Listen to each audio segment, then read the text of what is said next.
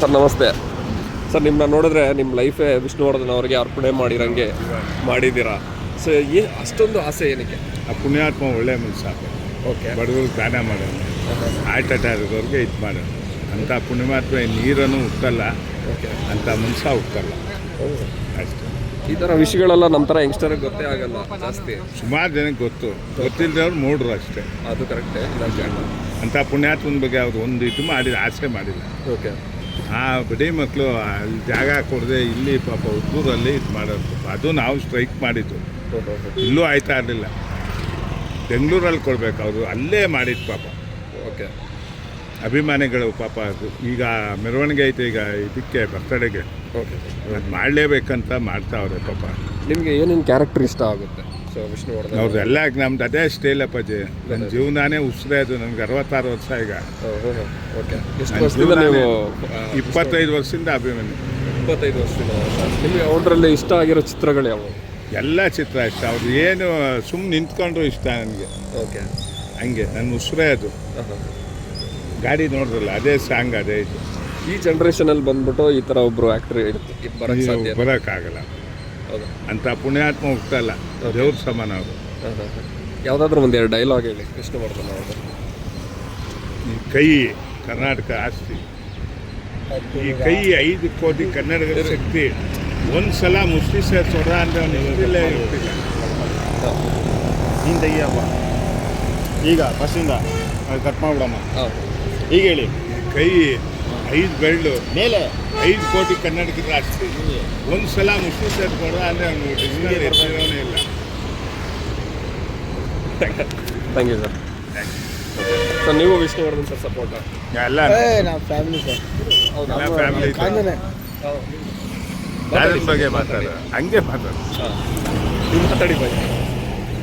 ಒಂದು ಹೇಳಿದ್ರೆ ನಾವು ವಿಷ್ಣುವರ್ಧನ್ ಬಗ್ಗೆ ಹೇಳೋಕ್ಕೆ ಇಷ್ಟಪಡ್ತೀನಿ ಅಂತಂದರೆ, ಇವತ್ತು ನಮ್ಮ ದಾದಾದ್ರೆ ನಾವು ಅಂದರೆ ಅವ್ರಿಗಿಂತ ನಾವು ಚಿಕ್ಕವರು ಮಕ್ಕಳು. ನಾವು ಮಕ್ಕಳ ಸಮ ಇದ್ದಂಗೆ ನಾವು ಯಾವತ್ತು ಹಿಂಗೆ ಕಡಾಕೆ ಇರ್ಬೋದು. ನಾವು ಮೈಸೂರವ್ರೆ, ನಾವೆಲ್ಲೂ ಅಲ್ಲ, ಲೋಕಲ್ ಗೀಕಲ್ ಅಲ್ಲ, ನಾವು ಲೋಕಲ್ ಜನರೇ ಮೈಸೂರು. ಈ ಥರ ಬದುಕಿರೋದು ನಾವು. ಯಾವತ್ತು ನಾವು ಆಟ ದುಡಿಮೆ ಮಾಡ್ತೀವಿ, ಕೆಲಸ ಮಾಡ್ತೀವಿ, ಹಿಂಗೆ ಫ್ರೆಂಡ್ಶಿಪ್ ಲೆಕ್ಕ. ಸರ್ ನಿಮಗೆ ಫ್ರೆಂಡ್ಶಿಪ್ ಅನ್ನೋ ಥರ ಯಾವುದಾದ್ರೂ ಒಬ್ಬರು ದೋಸ್ತಿ ಆ ಥರ? ವಿಷ್ಣುವರ್ಧನ್ ಸರ್ ದೋಸ್ತಿ ಇವನೇ ದೋಸ್ತಿ. ಅಲ್ಲೇ ಸಾಗರ್ ಸಾಗರ್ ಅಂದರೆ ಇವನೇ ದೋಸ್ತಿ. ಅದು ಬಿಟ್ರೆ ನಮಗೆ ದೋಸ್ತಿಗಳು 108 ಜನ ಇರ್ತಾರೆ ಸರ್. 108 ಕನ್ಸಲ್ಲ. ಮೇನ್ ನಮ್ಮ ದಾದ. ಕಷ್ಟ ಸುಖ ಅಲ್ಲ 1-2 ಸಾವಿರ ಹಾಕೊಡ ಇಲ್ಲಿ ಅಂತಾರೆ. ನಮ್ಮ ದಾದ ಹತ್ರ ಕೇಳ್ಕೊಂಡು ತಿಂಗ ಹೋಗ್ಬಿಡ್ತೀವಿ. ಆ ಥರ ಬೆಳಿಗ್ಗೆ ಬಂದರೆ ಎಲ್ಲ ದುಡ್ಡು ಅಂತ ಕೇಳ್ತೇವೆ. ಇದೇ ಥರ ನಾವು ಬದುಕಿರೋದು. ನಾವು ಬ್ಯಾಂಕಲ್ ಬಂಗಾರಿ ಹಿಂಗೆಲ್ಲ ನಾವು ಮಾಡೋಣ ಡ್ಯಾನ್ಸು ಬೇರೆ ಥರ. ನಾವು ಹೆಂಗೆ ಗೊತ್ತೋಣ, ಇವತ್ತವ್ರಿಗೆ ಹೇಳ್ತೀನಿ, ನಾವು ಹುಟ್ಟಿದ್ದು ಬೆಳೆದಿದ್ದೆಲ್ಲ ಮೈಸೂರೇ. ನಾವು ಹೆಂಗೆ ಗೊತ್ತಾ, ಇಟ್ಕೊಂಡ್ಬಿಟ್ರೆ ಹಿಂಗೆ ಅನ್ಕೊಂಡು ಬರೋದು ಗೊತ್ತು, ಅನ್ಕೊಂಡು ಬರೋದು. ಹಾಂ ಹೇಳವ, ನೀನು ಡ್ಯಾನ್ಸ್ ಮಾಡಿ ಹೇಳವ. ನೀವು ಮಾತಾಡಿ. ಸರ್ ನಿಮಗೆ ವಿಷ್ಣುವರ್ಧನ್ ಅವರಲ್ಲಿ ಯಾವ್ಯಾವ ಚಿತ್ರ ಇಷ್ಟ? ನಾವು ತುಂಬ ಅಭಿಮಾನಿ. ಅವರು ಮೈಸೂರವರು, ಮೈಸೂರಲ್ಲಿ ಹುಟ್ಟಿ ಬೆಳೆದವರು, ಮೈಸೂರಲ್ಲೇ ಬಂದಿದ್ದು ಅವರು. ಅವತ್ತು ನಾವು ಕುಣಿಯೋಣ ಬರೋ ಡ್ಯಾನ್ಸಲ್ಲಿದ್ದು, ತುಂಬ ಒಳ್ಳೆ ಡ್ಯಾನ್ಸ್ ಪ್ರೋಗ್ರಾಮಲ್ಲಿದ್ದು. ಅವ್ರು ತೀರೋದ್ರು ಅಂತ ಗೊತ್ತಾದ ಇಡೀ ಎಲ್ಲ ಬ್ಲ್ಯಾಂಕ್ ಆಯಿತು. ಇಡೀ ಬೆಂಗಳೂರು ಮೈಸೂರೆಲ್ಲ ಬ್ಲ್ಯಾಂಕ್ ಆಯಿತು. ನಮಗೆ ವೆಹಿಕಲ್ಸ್ ಇರಲಿಲ್ಲ. ಅವ್ರ ಅಭಿಮಾನಿಗಳು ನಮಗೆ ಅಲ್ಲಿಂದ ಕಳಿಸ್ಕೊಟ್ರು, ಬೆಂಗಳೂರಿಂದ. ಅವ್ರ ಬಗ್ಗೆ ಹೇಳೋಕ್ಕೆ ಮಾತುಗಳಿಲ್ಲ, ಹೇಳೋಕ್ಕೆ ನಮಗೆ ಸಾಲಲ್ಲ. ಇಲ್ಲಿದ್ದಾರೆ ಅವರು, ನಮಗೆ ತುಂಬ ಹೆಲ್ಪ್ ಮಾಡಿದ್ದಾರೆ. ಅವ್ರದ್ದು ಇಲ್ಲ ಅಂದರೂ ಒಂದು 7-8 ಫಿಲಮಲ್ಲಿ ವರ್ಕ್ ಮಾಡಿದ್ದೀನಿ ನಾನು. ಅವರು ಲಾಸ್ಟ್ ಫಿಲಮ್ಮು ಇದರಲ್ಲಿ ನಾನು ಮಾಡಿದ್ದು ಇದು ಅದೇ ಲಾಸ್ಟ್ ಆಪ್ತರಕ್ಷಕನೇ ಲಾಸ್ಟ್ ಅದೇ ಕಣ. ಒಂದು ಫಿಲಮಲ್ಲಿ ಮಾಡಿದೆ, ಅವ್ರ ಜೊತೆ ವರ್ಕ್ ಮಾಡಿದೆ, ಕ್ಯಾಮ್ರಾ ವರ್ಕ್ ಆಗಿ. ತುಂಬ ಚೆನ್ನಾಗಿ ನೋಡ್ಕೊತಿದ್ರು. ಅವ್ರು ತಿನ್ನೋ ಊಟ ನಮಗೆ ಕೊಡ್ತಾಯಿದ್ರು.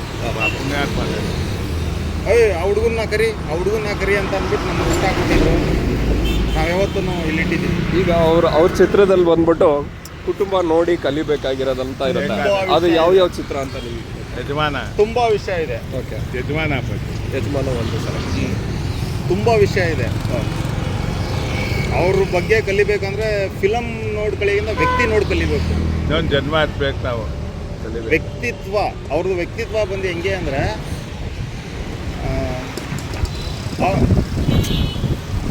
ಒಂದು ಮಕ್ಕಳನ್ನ ಬೆಳೆಸೋದ್ರಿಂದ ಹಿಡ್ದು